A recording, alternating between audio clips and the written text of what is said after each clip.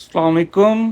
तो स्टूडेंट्स, हम आज जो है स्टेट्स ऑफ मैटर पे वीडियो बनाने जा रहे हैं। जैसे स्टेट्स ऑफ मैटर के हवाले से कमेंट आए थे एक दो, तो मैंने सोचा कि क्यों ना 20 अप्रैल से पहले एटलीस्ट कुछ मज़ीद वीडियोस बना ली जाएं। तो आप देख सकते हैं कि एसएलओज में स्टेट्स ऑफ मैटर के हवाले से क्या टॉपिक्स गिवन हैं। तो it is completely from 4.1 till the 4.7। ये 7 सब टॉपिक्स हैं स्टार्टिंग फ्रॉम दी 4.1। 4.1 में आपके पास जो डिस्कशन मौजूद है that's about the kinetic molecular interpretation of gases liquids and the solids. अच्छा, गैसेस लिक्विड्स और सॉलिड्स के अंदर आपने उनको इंटरप्रेट कैसे करना है in terms of the kinetic molecular theory. तो बात सारी यहाँ से शुरू होगी कि हमने उनकी डिफ्यूजन को, कंप्रेशन को, एक्सपेंशन को, मोशन ऑफ मॉलिक्यूल्स को, इंटरमॉलिक्यूलर फोर्सेस को और काइनेटिक एनर्जी को एक्सप्लेन करना। अच्छा, मैं एक बात आपको बता दूं कि ये कोई बहुत मुश्किल डिस्कशन नहीं है। बहुत ही सिंपल से पॉइंट्स होते हैं जिनको आपने अपने जहन में रखना है। अच्छा, काइनेटिक मॉलिक्यूलर थ्योरी के पोस्टुलेट्स अगर आपको मालूम है तो आप बहुत इजीली इन पॉइंट्स का यूज़ करते हुए इन तमाम बातों को एक्सप्लेन कर सकते हैं। सो हमने जो कंपैरिजन करना है वो physical properties of gases, liquids और सॉलिड्स के दरमियान करना है।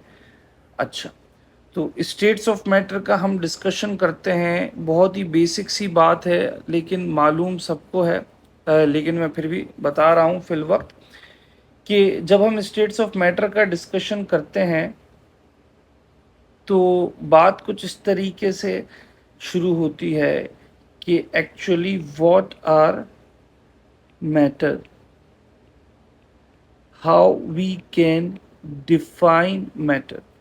So matters are defined by anything that has mass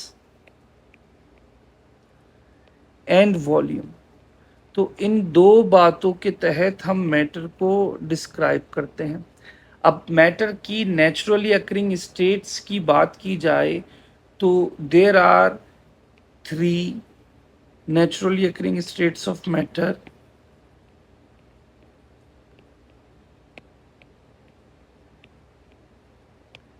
naturally occurring states of matter. अभी naturally occurring states of matter बहुत सिंपल सी है, बचपन से पढ़ते हुए आ रहे हैं हम। कौन कौन सी हैं हमारे पास? नंबर 1 आ जाती हैं गैसेस, नंबर 2 पे हमारे पास आते हैं लिक्विड्स, और नंबर 3 पे आ जाते हैं हमारे पास सॉलिड्स। ये 3 naturally occurring states of matter होती हैं। इन तीनों को एक्सप्लेन करने के लिए इस्तेमाल किया जाता है काइनेटिक मॉलिक्यूलर थ्योरी। तो बेसिकली वैसे तो काइनेटिक मॉलिक्यूलर थ्योरी का इस्तेमाल गैसेस के बिहेवियर को एक्सप्लेन करने के लिए सबसे ज़्यादा बेहतरीन समझा जाता है कि आप काइनेटिक मॉलिक्यूलर थ्योरी को यूज़ करेंगे तो गैसेस के बिहेवियर्स को आप 100% एक्सप्लेन कर सकते हैं। लेकिन उन पोस्टुलेट्स का यूज़ करते हुए लिक्विड्स और सॉलिड्स के भी कुछ बिहेवियर्स को एक्सप्लेन करना हमारे लिए बहुत इजी होता है, इसीलिए काइनेटिक मॉलिक्यूलर थ्योरी का इस्तेमाल किया जाता है। काइनेटिक मॉलिक्यूलर थ्योरी की बात की जाए जिसको शॉर्ट में KMT भी कहते हैं, काइनेटिक मॉलिक्यूलर थ्योरी। अब काइनेटिक मॉलिक्यूलर थ्योरी की एक्सप्लेनेशन की बात की जाए तो सबसे पहले तो मैं आपको ये बता दूं कि काइनेटिक मॉलिक्यूलर थ्योरी की जो फाउंडेशन है वो बर्नौली ने दी थी, और उसके बाद काइनेटिक मॉलिक्यूलर थ्योरी के पोस्टुलेट्स आए, काइनेटिक इक्वेशन आई, और वेलोसिटीज़ के हवाले से डिस्कशन हुआ। तो फिर जो है मुख्तलिफ साइंटिस्ट ने अपनी कॉन्ट्रीब्यूशंस पेश की हैं। अच्छा, काइनेटिक मॉलिक्यूलर थ्योरी की जब आप पोस्टुलेट्स की बात करते हैं तो काइनेटिक मॉलिक्यूलर थ्योरी के पोस्टुलेट्स में सबसे पहली बात यह आती है कि जितनी भी गैसेस हैं या फिर जितने भी मैटर है वो बहुत ही टाइनी पार्टिकल से मिलके बना हुआ जिनको हम मॉलिक्यूल्स कहते हैं। तो मैटर इज कंपोज्ड ऑफ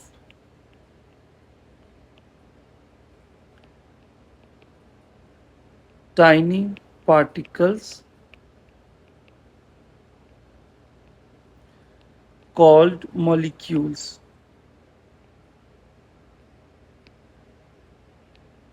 ठीक है, ये हमारे पास पहली बात हो गई, बहुत ही सिंपल सी बात हो। अब इन मॉलिक्यूल्स के बिहेवियर के ऊपर बात होती है इस थ्योरी में, जैसे कि ये मॉलिक्यूल्स रैंडम डायरेक्शन में मोशन करते हैं, हर वक्त मूवमेंट में रहते हैं, लेकिन इनकी मूवमेंट हमेशा स्ट्रेट लाइन में होती है। तो these molecules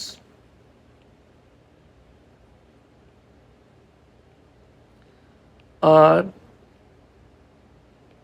always in state of motion,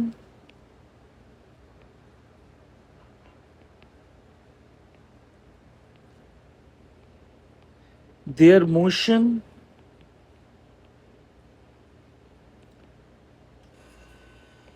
is always in straight line but random। Motion random होता है लेकिन स्ट्रेट लाइन में मॉलिक्यूल्स मूव करते हैं। उनकी डायरेक्शन चेंज होने का सिर्फ एक रीज़न बनता है, और वो रीज़न होता है कि अगर वो मॉलिक्यूल्स कॉलिजन करते हैं तो कॉलिजन के नतीजे में जो डायरेक्शन चेंज हुई तो वो डायरेक्शन चेंज कर लेंगे, लेकिन वो डायरेक्शन चेंज करके भी उनकी जो मूवमेंट होती है वो स्ट्रेट लाइन में ही रहती है। ये हमारे पास दूसरा पॉइंट बन गया। तीसरा पॉइंट बन गया काइनेटिक मॉलिक्यूलर थ्योरी के हवाले से। अच्छा, काइनेटिक मॉलिक्यूलर थ्योरी की फर्दर बात करें तो जैसा भी मैंने कहा कि ये कॉलिजन करते हैं और इनकी कॉलिजन्स के नतीजे में ही मूवमेंट जिसे बोलते हैं इनकी डायरेक्शन चेंज होती है। तो यहाँ पे ये बात भी कहना मुनासिब होगा कि when molecules collide with one another,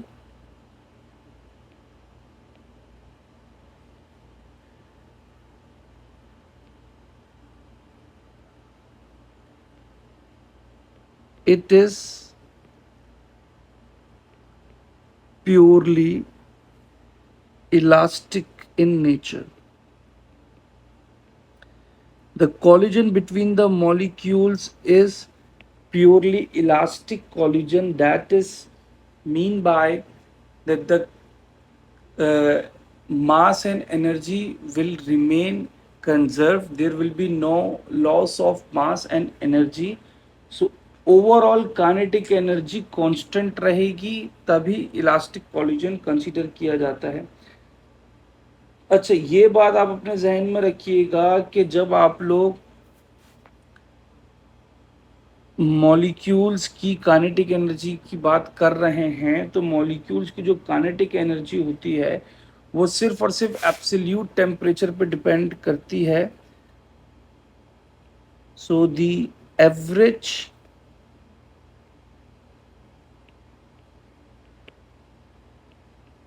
kinetic energy of the molecules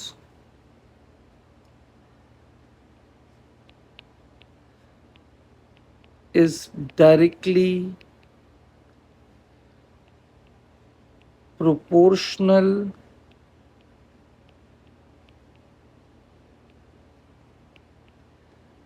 to the absolute temperature, and the absolute temperature means that we are going to observe the temperature here in the unit of the Kelvin. ठीक है जी। तो absolute temperature जैसे जैसे बढ़ता जाएगा molecules की kinetic energy भी बढ़ेगी। अच्छा, कुछ हाईली सिग्निफिकेंट पोस्टुलेट्स हमारे पॉइंट ऑफ व्यू से मुराद ये कि जो हमारे लिए बहुत ज़्यादा इम्पॉर्टेंट है, जो बहुत सारे बिहेवियर्स को एक्सप्लेन करने के लिए इस्तेमाल होते हैं, उनमें एक पॉइंट ये है कि there are no attractive or repulsive forces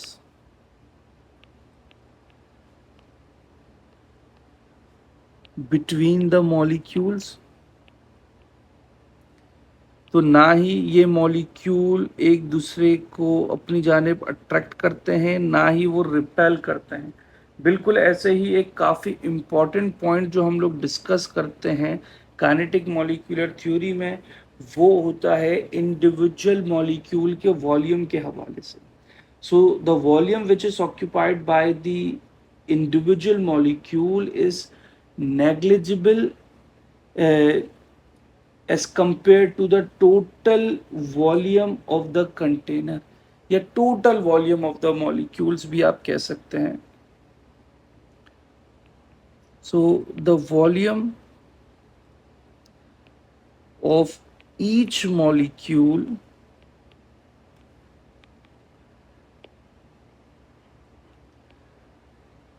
is negligible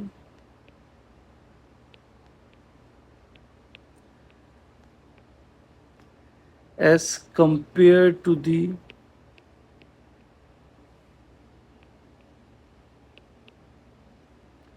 total volume of the container।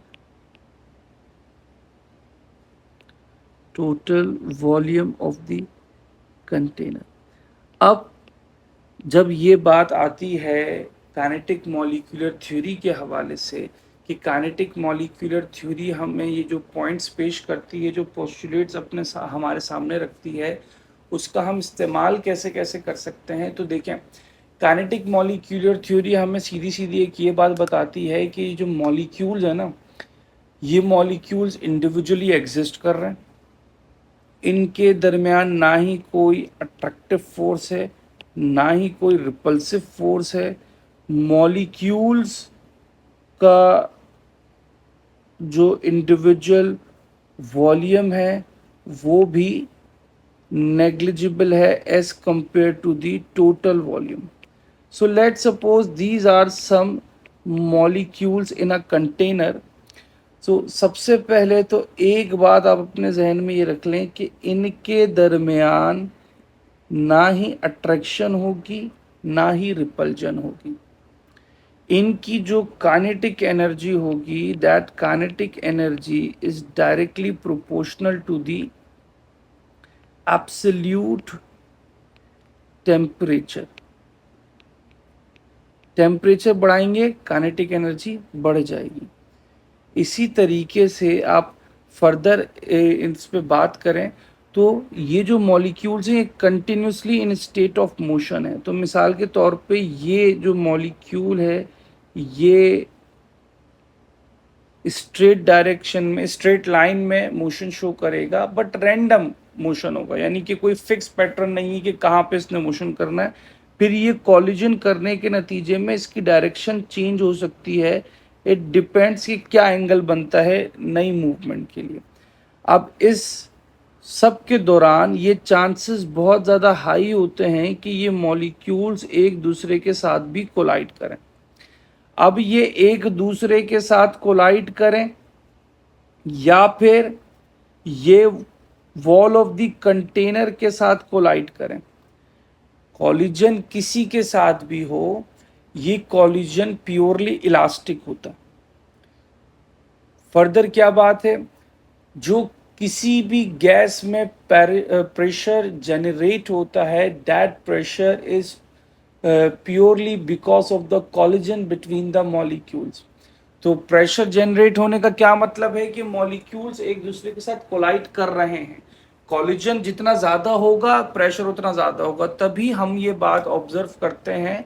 और इस बात पे अगर हम गौर करें तो बहुत सारे पॉइंट्स और बहुत सारे बिहेवियर एक्सप्लेन भी हो जाएंगे कि टेम्परेचर बढ़ाने से प्रेशर इंक्रीज होता है। और रीज़न क्या है कि जब आप प्रेशर टेम्परेचर इंक्रीज करते हैं तो kinetic energy of molecules increase होती है, due to which the number of the collisions increases.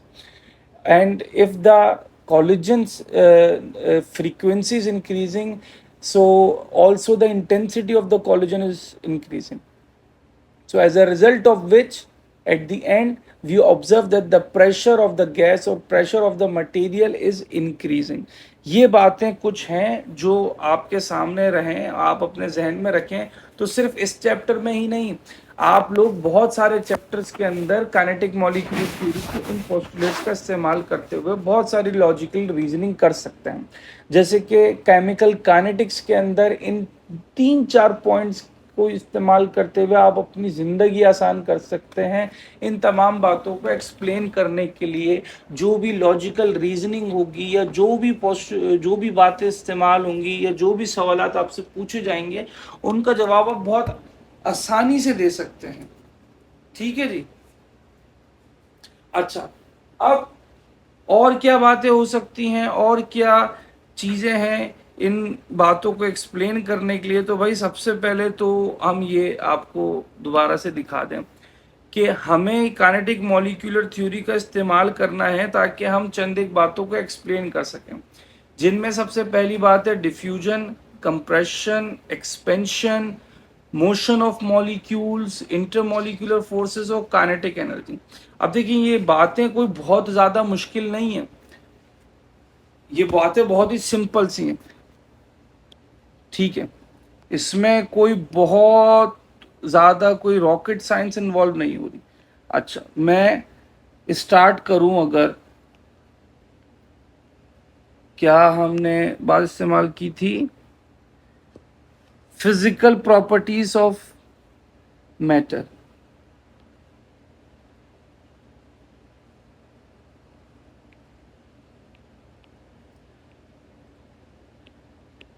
Physical properties of matter. अब फिजिकल प्रॉपर्टीज ऑफ मैटर में जिन प्रॉपर्टीज का जिक्र हो रहा है उनमें सबसे पहले हम देखते हैं डिफ्यूजन को। डिफ्यूजन ही थी, ठीक, डिफ्यूजन। अब डिफ्यूजन होती क्या है और काइनेटिक मॉलिक्यूलर थ्योरी के हवाले से इसको कैसे एक्सप्लेन किया जा सकता है। सो सिंपल वर्ड्स में diffusion is just this spreading of the gas molecules और spreading of the molecule throughout the vessel. और आप इसको ऐसे भी कह सकते हैं कि the movement of the molecules is the diffusion, और ऐसा कह सकते हैं कि movement of the molecules from the region of the higher concentration to the region of the lower concentration. अच्छा, डिफ्यूजन की सबसे पहले मैं यहाँ पे इसको डिफाइन कर दूं तो डिस्ट्रीब्यूशन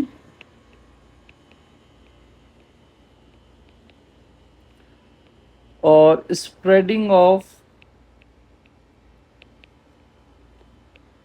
पार्टिकल्स, यानी कि मॉलिक्यूल्स ही होते हैं लेकिन पार्टिकल्स एक जनरल टर्मिनोलॉजी आ जाती है, through out the vessel, through out the container. This is actually the diffusion. Now if we try to explain the diffusion in terms of the kinetic theory, then try to understand that the molecules of gas can move easily. Why? अच्छा, ये जो solid, liquid और gases हैं, इनमें एक बहुत ही basic सी जो बचपन में हम लोग डेफिनेशन पढ़ते थे वो क्या थी कि भाई gases neither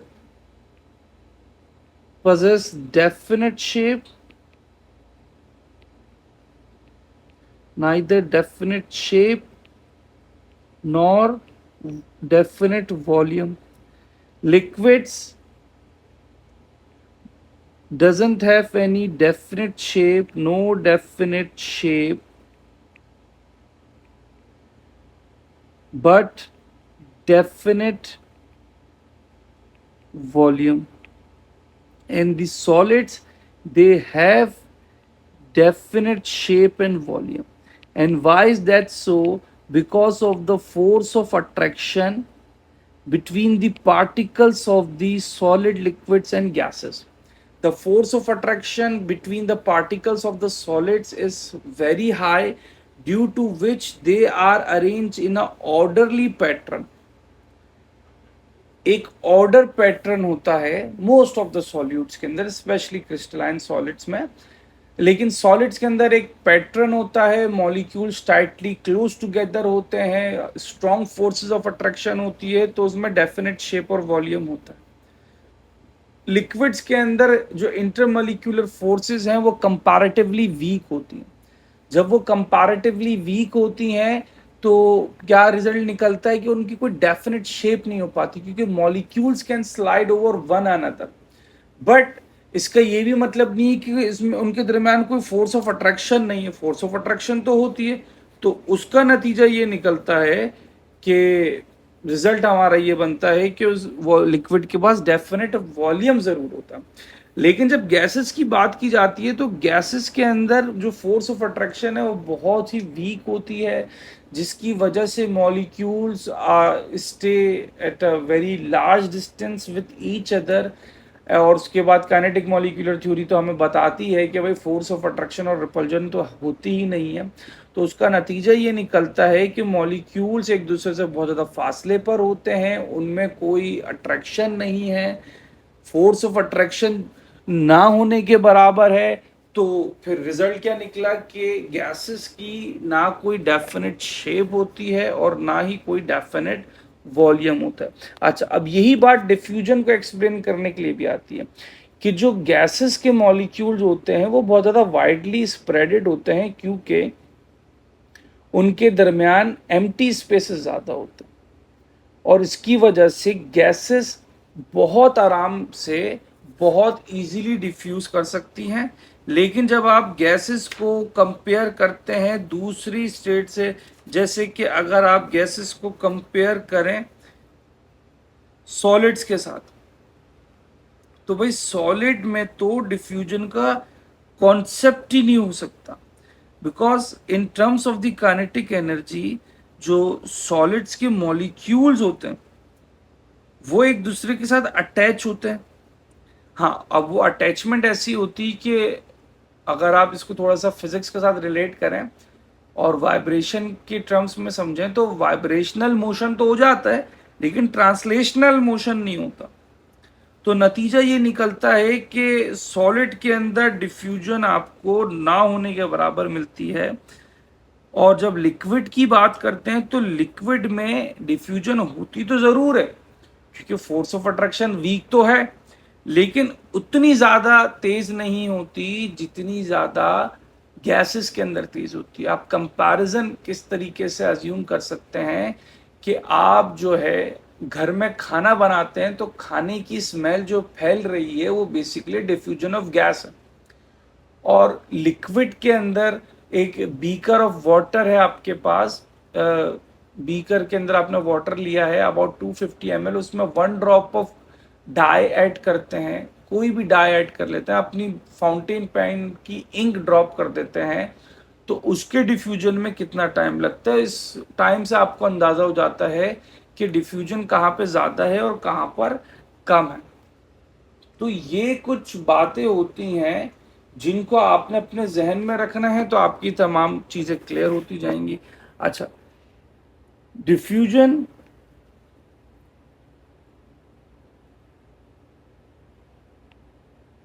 gases show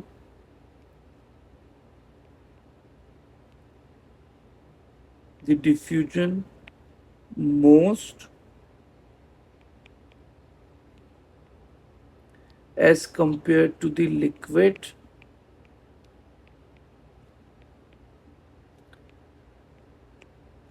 and solids।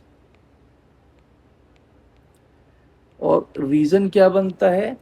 Reason है कि उनके मॉलिक्यूल्स बहुत ज़्यादा फासले पे होते हैं और उनके मॉलिक्यूल्स के दरमियान बहुत ज़्यादा गैप होता है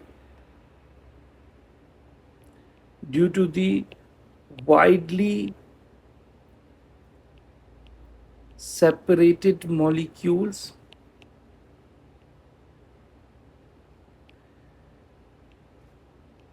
and large empty spaces।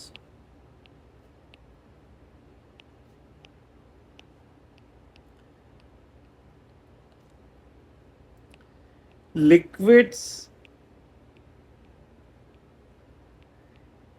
can show diffusion but at a lower rate than gases। और सॉलिड्स की बात की जाए तो सॉलिड्स के अंदर तो डिफ्यूजन ना होने के बराबर होता है। Diffusion in solids is negligible or not at all।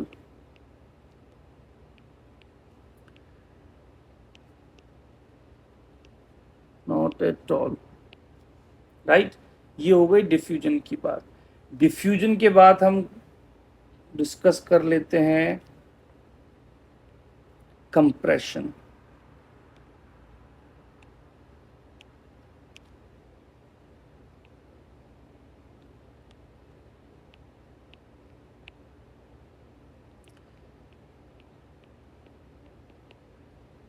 Compression compression एक तरीके से क्या है कि भाई जैसे डिफ्यूजन में मॉलिक्यूल्स एक दूसरे से दूर जा रहे होते हैं, वैसे ही कंप्रेशन में आप by the use of a force molecules को एक दूसरे के करीब ला रहे होते हैं। तो भाई आप खुद से सोचिए कि जहां पे स्पेसेस मौजूद होंगे, जहां पे फासला होगा, उस फासले को कम किया जा सकता है। जहां पे फासला मौजूद ही ना हो, उसको कम करने का सवाल ही नहीं होता। ठीक है, जैसे कि आप दो हाथ रखें अपने सामने, आपने जो दो हाथ हैं वो अपने बिल्कुल सामने रखें और उन दोनों को करीब लेकर आएं और फासले पर लेकर जाएं। तो भाई इनके दरम्यान जब फासला है तो आप उसको ओवरकम कर सकते हैं। लेकिन जब आपने उन दोनों हाथों को बिल्कुल मिला लिया है, तो अब उनके दरमियान फासला नहीं बचा, या जो थोड़ा बहुत फासला है भी, जो एयर गैप है, वो ऐसा है कि उसको ओवरकम नहीं किया जा सकता, क्योंकि सॉलिड बॉडीज आपस में अब क्लोजली पैक्ड हो चुकी हैं। अब जो थोड़ा बहुत गैप आपको फील हो भी रहा है या फिर आपको ऐसा लग रहा है कि हाँ वो गैप होगा, उसको अब फुलफिल नहीं किया जा सकता। तो यही बात होती है सॉलिड, लिक्विड और गैसेस की कंप्रेशन में। और रीज़न सेम है, बार बार बताने की ज़रूरत नहीं है। बार बार बताऊंगा, वीडियो जो है बहुत ज़्यादा फिर लेंदी हो जाएगी। अगर सिर्फ मैं कंप्रेशन और डिफ्यूजन के ऊपर ही बात करूं तो एक एक प्रॉपर्टी को समझाने में 15-15 मिनट लग सकते हैं। तो कंप्रेशन, सीधी सी बात यह है कि भाई gases can easily B compressed.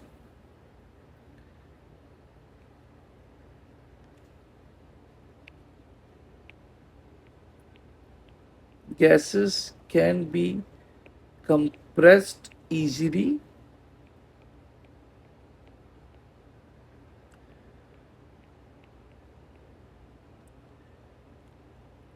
due to large empty spaces,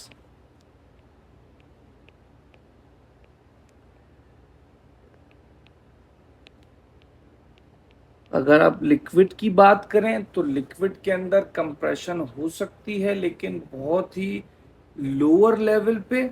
और जब आप सॉलिड पे बात करते हो, सॉलिड पे फिर वही पॉइंट आ जाएगा कि the compression in solids is almost negligible और not at all.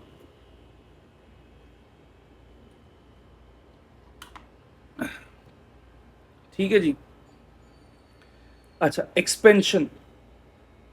Expansion is, you can say, it's a kind of the opposite of the discussion of uh,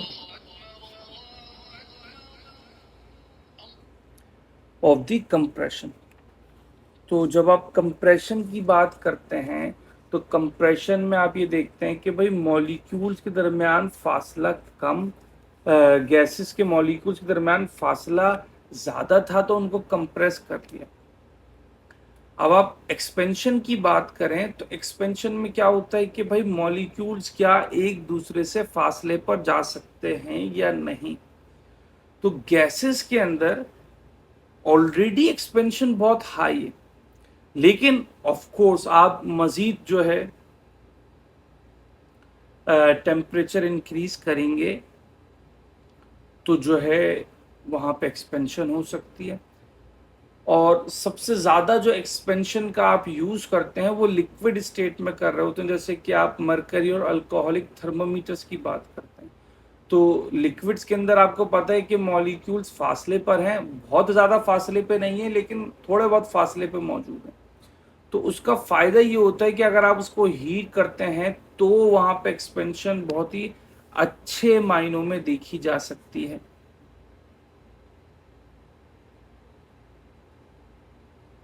ठीक है, तो हमारे पास जो तीसरा पॉइंट है वो है एक्सपेंशन का। एक्सपेंशन में भी यही पॉइंट रखा जाएगा कि गैसेस के जो मॉलिक्यूल्स हैं वो बहुत ज़्यादा फार अपार्ट हैं, लिक्विड्स के मॉलिक्यूल्स में इतना ज़्यादा गैप नहीं है, और सॉलिड के मॉलिक्यूल्स में तो ना होने के बराबर गैप है।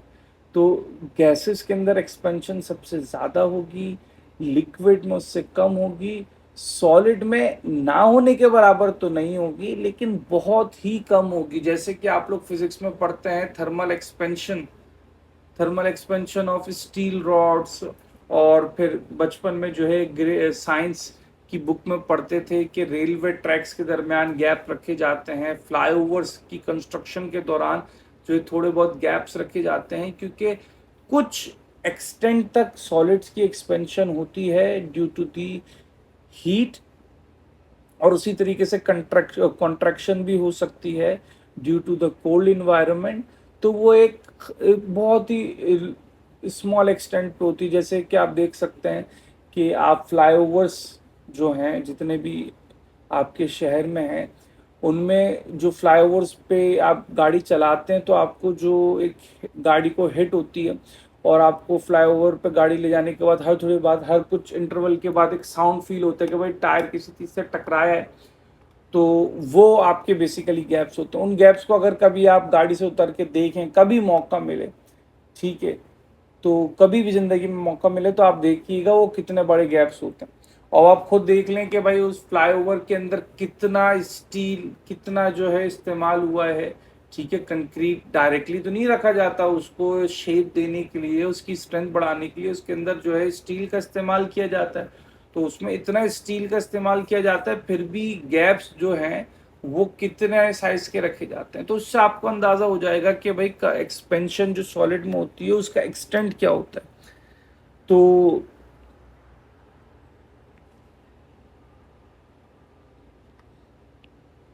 gases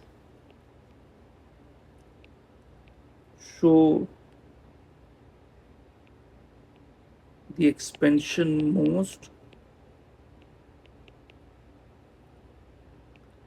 the most,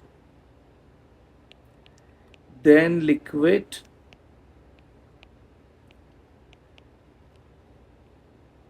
and then solid। ठीक है जी। और देखें, अब इसकी रीजनिंग बार बार वही पॉइंट्स में रिपीट करते जाऊंगा तो बेकार हो जाएगी बात। इंटरमॉलिक्यूलर फोर्सेस की बात करें तो इंटरमॉलिक्यूलर फोर्सेस क्या होते हैं, देखिए दो तरीके की फोर्सेस एग्जिस्ट करती हैं। एक होती है आपके पास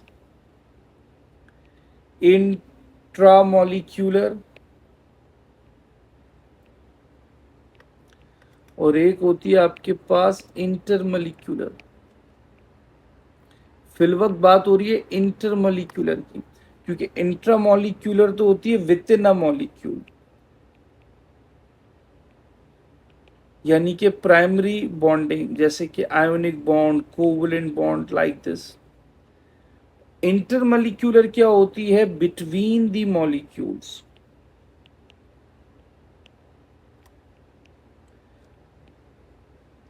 यानी कि अगर वाटर है तो वाटर के अंदर तो एक गिलास पानी के अंदर हजारों वाटर मॉलिक्यूल्स होंगे, तो उन वाटर मॉलिक्यूल्स के दरमियान जो फोर्स ऑफ अट्रैक्शन होगी वो बात है, उसकी बात हो रही है यहाँ पे। ठीक है, गैसेस की बात करें, लिक्विड्स की बात करें, सॉलिड्स की बात करें, तो of course intermolecular forces solid में सबसे ज़्यादा होगी। सॉलिड के अंदर तो फिर फर्दर आप डिस्कशन करते कि भाई सॉलिड कौन सा है, क्रिस्टलाइन है, अमorphous है। अच्छा, क्रिस्टलाइन सॉलिड है, क्रिस्टलाइन सॉलिड की भी फिर जो है फर्दर टाइप्स होती हैं, वो एटॉमिक क्रिस्टल है, आयनिक क्रिस्टल है, कोवलेंट है, मॉलिक्यूलर है।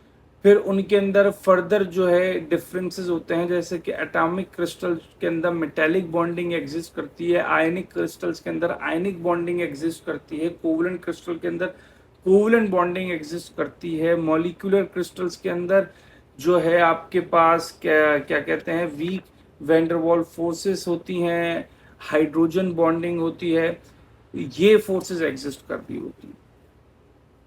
तो सेम आपके पास पर लिक्विड्स के अंदर होगा कि बिटवीन द लिक्विड्स आपके पास वीक वैंडरवॉल फोर्सेस होंगी या हाइड्रोजन बॉन्डिंग होगी, जैसे कि वाटर के अंदर होती है।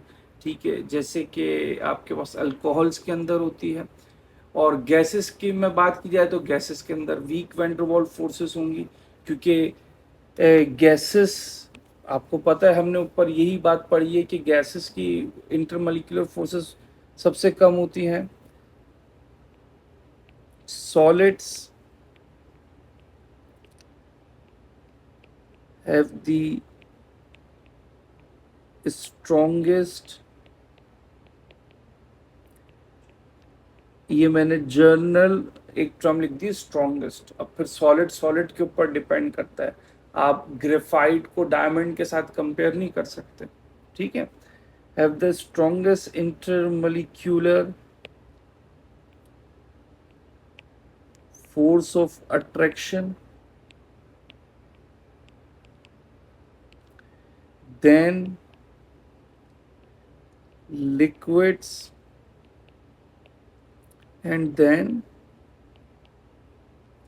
गैसेस। ये आपके पास हो जाती है इनिशियल इंट्रोडक्शन।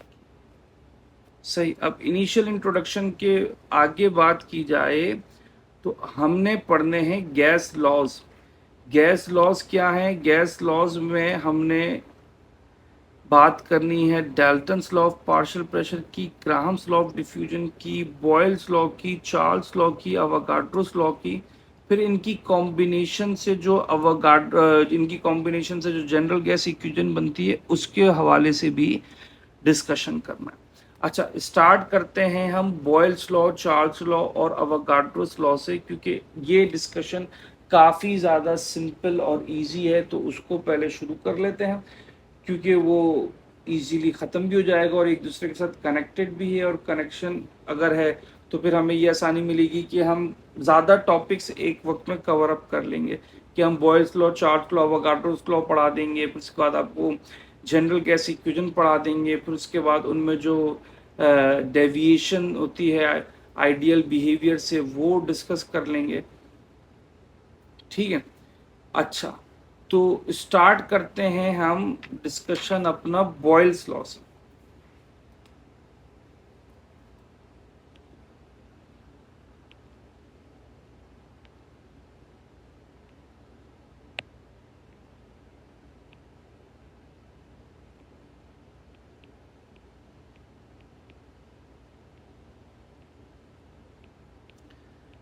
बॉयल्स लॉ ये कहता है कि अगर आपके पास given mass of a gas मौजूद हो, एक सर्टेन मास का गैस सैंपल मौजूद हो, तो उस गैस सैंपल का जो वॉल्यूम होगा वो उसके प्रेशर से इनवर्सली प्रोपोर्शनल होता है एट कांस्टेंट टेम्परेचर। तो इसकी स्टेटमेंट ऐसी बनती है कि volume of the given mass of a gas, given mass of a gas is inversely proportional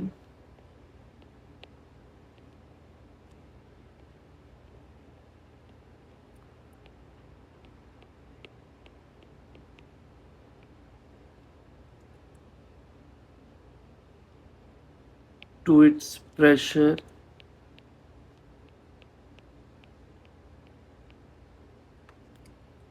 at constant temperature।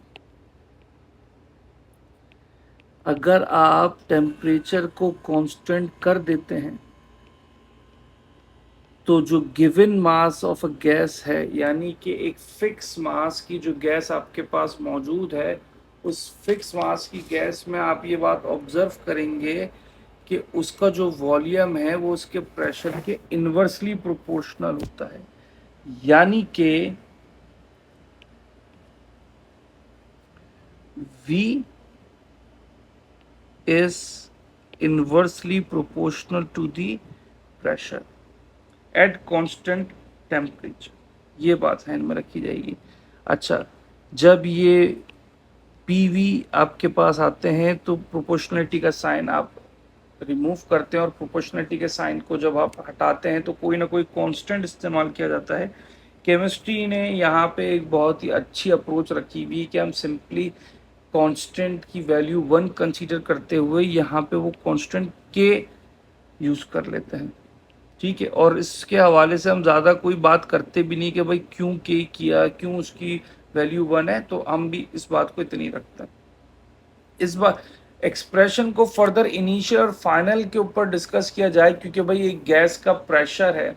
अब आप ये कह रहे हैं कि प्रेशर और वॉल्यूम इनवर्सली प्रोपोर्शनल है, तो फिर ये बात बतानी पड़ेगी ना कि भाई वॉल्यूम इंक्रीज किया तो प्रेशर पे क्या फर्क आया, या प्रेशर इंक्रीज किया तो वॉल्यूम पे क्या फर्क आया।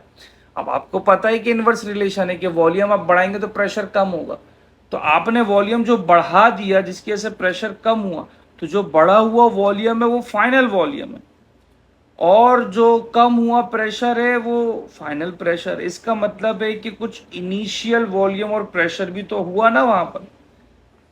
ठीक है जी, तो उस हवाले से फिर ये बात बन जाती है कि भाई आपके पास फिर इनिशियल और फाइनल डिस्कशन जब हुआ, सो फॉर इनिशियल स्टेट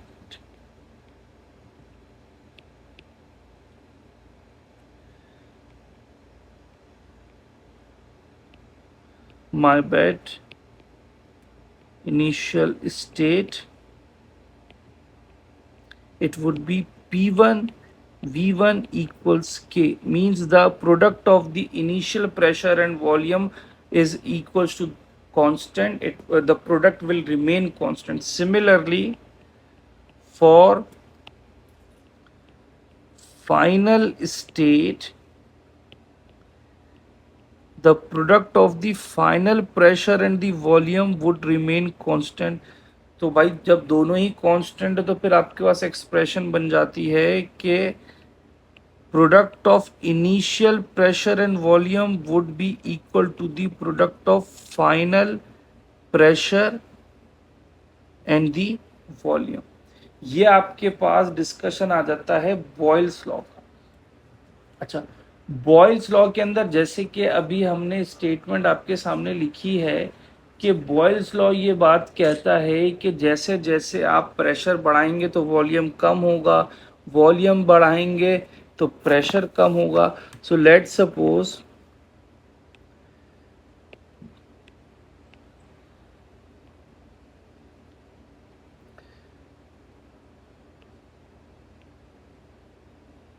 मैं एक ग्राफ ड्रॉ करूं, इस ग्राफ में एक्स एक्सिस पे हमने रख दिया प्रेशर और वाई एक्सिस पे रख दिया हमने वॉल्यूम। अब बात यह है कि जैसे जैसे वॉल्यूम कम होगा प्रेशर बढ़ता जाएगा। तो ये इस तरीके से आपके पास ग्राफ बन गया,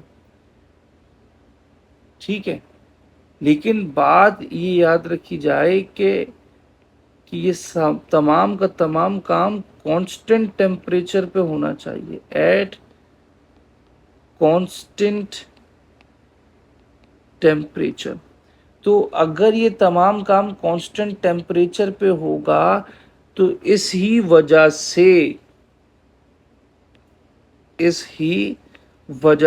इस ग्राफ को आप आइजोथर्म का भी नाम देते हैं। आइजोथर्म क्या मतलब है? आइजोथर्म का मतलब ही है कि भाई कांस्टेंट टेम्परेचर, तभी इसको आइजोथर्म का नाम दिया जाता है, ठीक है जी। उम्मीद है यहां तक बात क्लियर। अच्छा, ये जो हमने इस वक्त आइसोथर्म ड्रॉ किया है, इसमें आप देख सकते हैं कि जैसे जैसे वॉल्यूम कम होता जा रहा है प्रेशर आपके पास बढ़ता जा रहा है। इसमें आपने टेम्परेचर को कांस्टेंट रखा हुआ है। यही टेम्परेचर को कांस्टेंट रख के अगर आप वॉल्यूम का जो रिलेशन है, इनवर्स रिलेशन है, उसी बिहाफ पे अगर आप जो है ग्राफ ड्रॉ करें,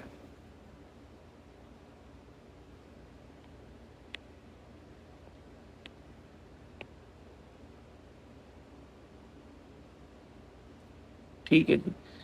ये आपके पास मैं प्रेशर कंसीडर कर लूं और यहाँ पे मैं इनवर्स ऑफ वॉल्यूम कंसीडर कर लूं। तो अब जो हमारे पास ग्राफ में ऑब्जर्वेशन होगी वो स्ट्रेट लाइन की होगी, क्योंकि आपने तो ऑलरेडी वॉल्यूम का इनवर्स यूज किया है ना ग्राफ के अंदर। अगर आप सिंपल वॉल्यूम और सिंपल प्रेशर यूज करते तो आपके पास एक कर्व आता और वो कर्व शो करता कि there is an inverse relation. लेकिन अगर आपने ऑलरेडी इनवर्स ऑफ वॉल्यूम का प्रेशर के साथ ग्राफ बनाया या इनवर्स ऑफ प्रेशर का वॉल्यूम के साथ ग्राफ बनाया, तो तब आपके पास स्ट्रेट लाइन बनती है।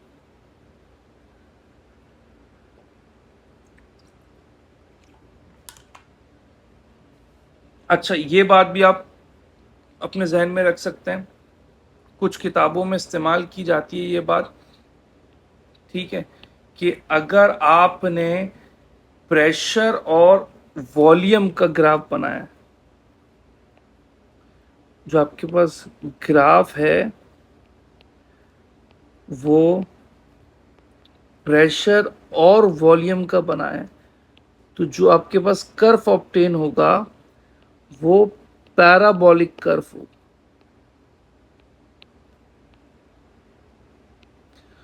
और अगर आपने ग्राफ बनाया है between pressure and inverse of volume, तो जो होगा ग्राफ उसमें स्ट्रेट लाइन ऑब्टेन होगी, ठीक है जी। ये आपके पास बॉयल्स लॉ का एक छोटा सा, बहुत ही छोटा सा डिस्कशन आ गया। अब इस बात को कंटिन्यू करें तो बॉयल्स लॉ के बाद हमारे पास डिस्कशन बनता है चार्ल्स लॉ का।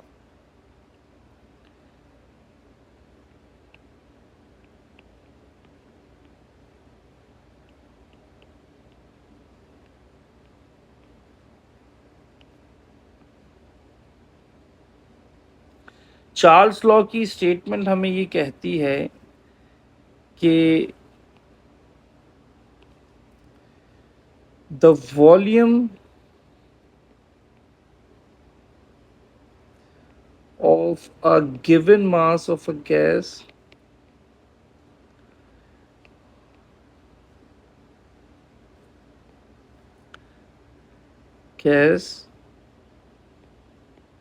is directly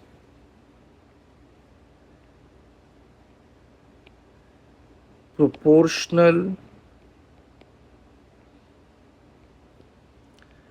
to its temperature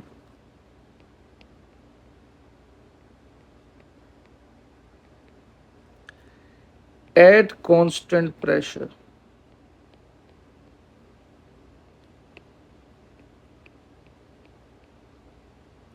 At constant pressure. यानी कि इसको आप मैथमेटिकली लिखें तो जो वॉल्यूम है वो टेम्परेचर से डायरेक्टली प्रोपोर्शनल होगा अगर आपने प्रेशर को कांस्टेंट रखा हुआ है, प्रेशर को चेंज नहीं होने दे रहे। प्रेशर को चेंज कैसे नहीं होने देंगे, ये आपको सोचने वाली बात है। इसके लिए आप थोड़ा सा एनर्जेटिक्स के टॉपिक को अपने जहन में रिकॉल करें। ठीक है, क्या होता है कि भाई जो सिस्टम है उसके अंदर पिस्टन मौजूद होता है। मैं अगर कोशिश करूं समझाने की तो भाई ये कंटेनर है, कंटेनर को हमने एनक्लोज कर दिया है मूवेबल पिस्टन से। तो ये जो मूवेबल पिस्टन है ये डाउनवर्ड और अपवर्ड दोनों मूवमेंट शो कर सकता है। ठीक है, तो अगर ये डाउनवर्ड और अपवर्ड मूवमेंट शो कर रहा है तो इसका वॉल्यूम तो चेंज हो रहा है। ठीक है, पहली बात। अब वॉल्यूम कंटिन्यूसली चेंज होता रहेगा, यानी कि अगर ये डिक्रीज होता जा रहा है वॉल्यूम तो इसका मतलब है कि इसने प्रेशर को कांस्टेंट रखा हुआ है और वॉल्यूम इंक्रीज होगा, यानी कि प्रेशर को कांस्टेंट रखने की कोशिश है ताकि प्रेशर के ऊपर फर्क ना आए। तो आपने मूवेबल पिस्टन यूज कर लिया। अच्छा, इसको एक और तरीके से एक्सप्लेन किया जा सकता है चार्ल्स लॉ को। वो तरीकेकार आपके कुछ क्रिटिकल थिंकिंग के क्वेश्चंस में इस्तेमाल हो सकता है, लेकिन आई डोंट थिंक सो कि AKU-EB में पहले कभी जो है ऐसा कोई सवाल बना है। लेकिन फिर भी अगर मैं यहाँ पे बात कह दूं तो वो ऐसे बनेगी कि eight constant pressure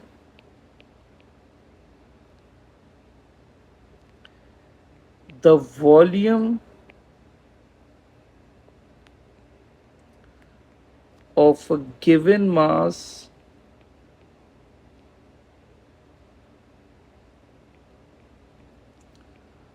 of a gas, given mass of a gas increases or decreases by 1/273 times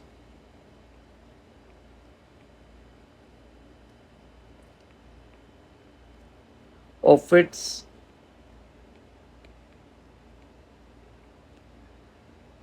original volume at 0 degrees Celsius for every 1 degree rise or fall of the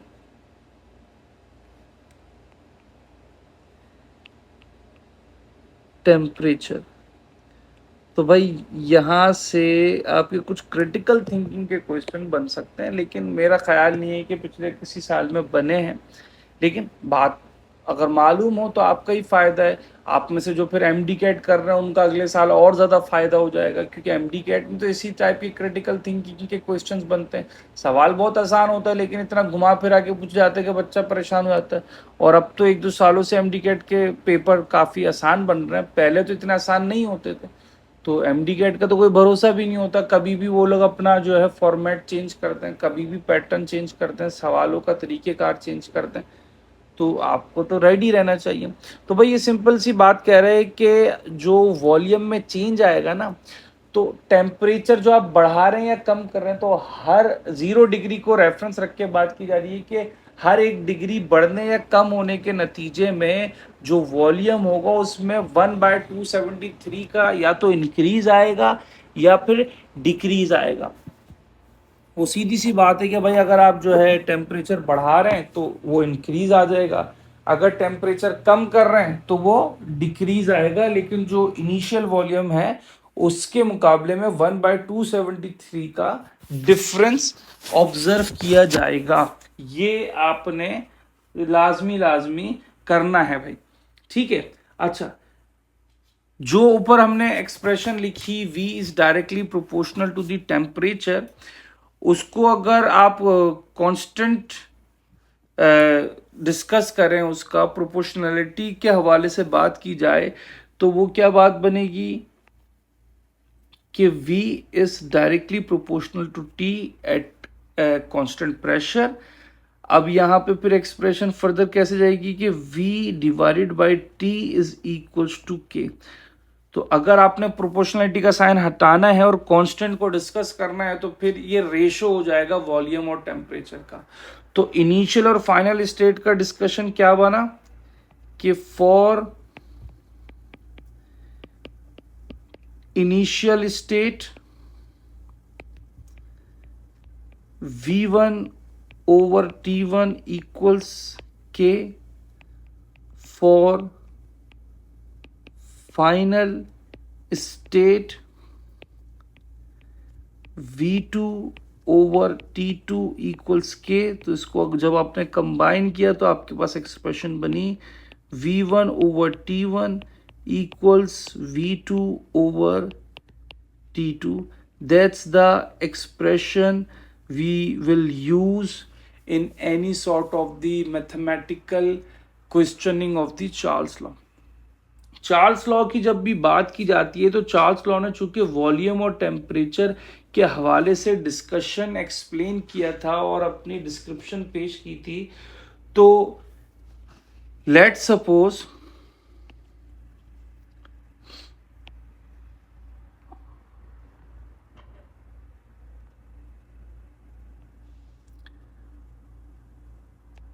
हमने एक्स एक्सिस पे रखा temperature और Y axis पे रखा हमने volume.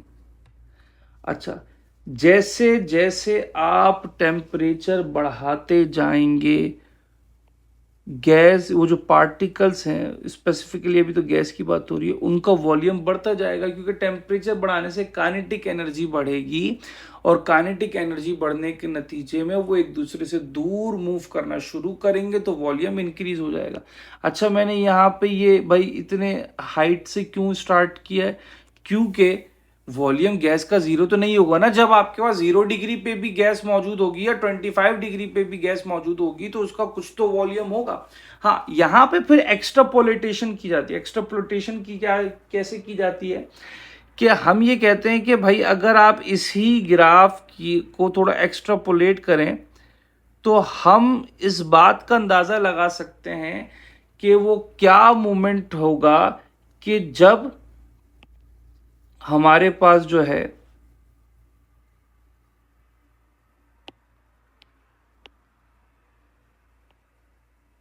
Gas का जो volume है वो 0 हो जाए। तो हम इसको थियोरेटिकली जब डिस्कस करते हैं, ये थोड़ा सा बेंट मुझे फील हो रहा है।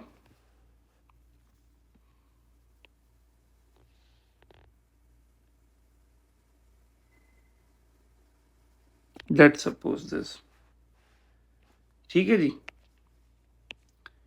तो हम एक्स्ट्रापोलेट करके ये बात थियोरेटिकली फाइंड आउट कर लेते हैं कि भाई किस टेम्परेचर पे गैस का जो वॉल्यूम है वो आप जो है 0 बना सकते हैं। बना क्या सकते हैं, ऑब्जर्व कर सकते हैं कि किस टेम्परेचर पे उसका वॉल्यूम 0 हो जाएगा। तो उस पे साइंटिस्ट ने ये बात फाइंड आउट करी कि द टेम्परेचर ऑफ 273.16 और कुछ किताबों में 1.5 लिखा होता है, ठीक है। तो इसके ऊपर थोड़ा सा इख्तिलाफ है, वो भाई आप अपने उसमें देख लें। -273.16 और कुछ अमेरिकन बुक्स में मैंने -273.15 डिग्री सेल्सियस भी देखा है। बात तकरीबन सेम है, क्योंकि हम लोग यूजली तो -273 ही यूज करते हैं। So this temperature is considered as the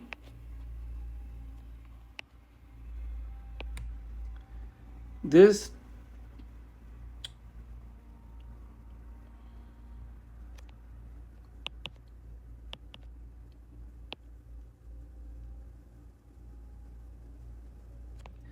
this temperature is considered as the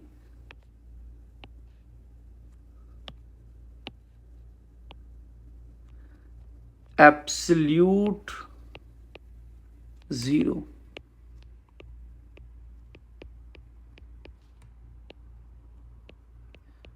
और इसको हम जीरो केल्विन भी कहते हैं। एब्सोल्यूट जीरो का नाम दिया जाता है इसको। एब्सोल्यूट जीरो का नाम क्यों दिया जाता है? क्योंकि आप यहाँ पे देख सकते हैं कि ये जो -273 है, इसको हमने जब डिस्कस किया तो इस पे हमने थियोरेटिकली ये फाइंड किया कि जो गैस का वॉल्यूम है वो ज़ीरो हो गया। तो एब्सोल्यूट ज़ीरो और ज़ीरो केल्विन। ज़ीरो केल्विन क्यों कहते हैं भाई? क्योंकि हमने तो यही बात पढ़ी है पहले कि जो सेल्सियस से केल्विन में कन्वर्जन करना है तो +273 करें। तो -273 पे अगर आप पहुंच गए तो मतलब आप केल्विन जीरो पे पहुंच गए, जीरो केल्विन पे पहुंच गए, जो थियोरेटिकली, जो प्रैक्टिकली तो पॉसिबल नहीं है। सो इसको डिफाइन कैसे किया जाता है? ये डिफाइन आपके पास ऐसे किया जाता है कि एट दिस टेम्परेचर, ये जो एब्सोल्यूट ज़ीरो है, इसको बेसिकली एक्सप्लेन करने की बात कर रहा हूँ मैं, कि इसको एक्सप्लेन इस पॉइंट पे किया जाता है कि at this temperature the volume of an ideal gas would become theoretically zero.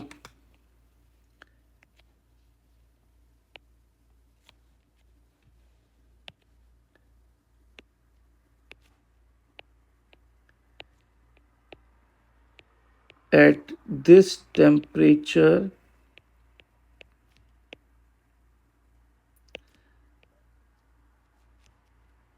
the volume of an ideal gas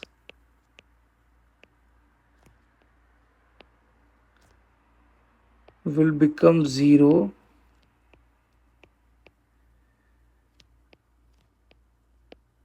लेकिन ये बात जहन में रखिएगा, ये एक पूरा थियोरेटिकल डिस्कशन है, इसकी लॉजिक प्रैक्टिकल ऑब्जर्वेशन अभी तक नहीं हुई। फिल वक्त मैं अपनी वीडियो को यहाँ पे एंड करता हूँ, क्योंकि आई फील के वीडियो काफ़ी लंबी हो गई, मेरे ख्याल से 1 घंटा हो गया है।